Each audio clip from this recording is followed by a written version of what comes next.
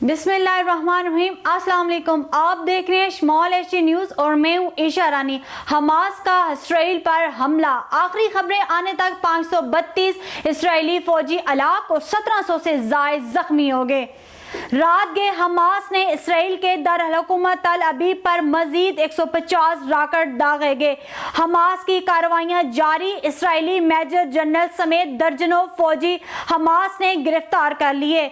Hamas Mujahideen ने कई गाड़ियां और टैंक कब्जे में ले लिए और कई गाड़ियों और टैंकों को आग लगा दी। इसराइली गिरफ्तार फौजियों को हजार शहर के हर कोने में रखा हुआ है। तर्जमान हमास अबू अबैदा ने मजीद कहा कि गजा के लोगों को कुछ हुआ तो फौजियों के साथ भी वैसा ही होगा।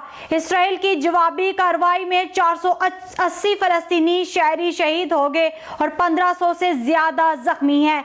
इसराइल की हमायत में अमेरिका और भारत बोल पड़े। ईरान ने खुलकर फलस्तीन की हमायत कर दी और हमास को मुबारकबाद पेश की। रात गए हमास ने इसराइल के दारुल-हुकूमत तल अबीब पर मजीद 150 रॉकेट दागे गए। हमास की कार्रवाइयां जारी, इसराइली मेजर जनरल समेत दर्जनों फौजी हमास ने गिरफ्तार कर लिए। हमास मुजाहिदीन ने कई गाड़ियां और टैंक कब्जे में ले लिए और कई गाड़ियों और टैंकों को आग लगा दी। इसराइली गिरफ्तार फौजियों को हजार शहर के हर कोने में रखा हुआ है। तर्जमान हमास अबू अबैदा ने मजीद कहा कि गजा के लोगों को कुछ हुआ तो फौजियों के साथ भी वैसा ही होगा।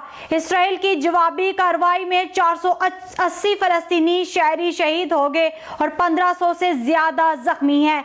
इसराइल की हमायत में अमेरिका और भारत बोल पड़े। ईरान ने खुलकर फलस्तीन की हमायत कर दी और हमास को मुबारकबाद पेश की।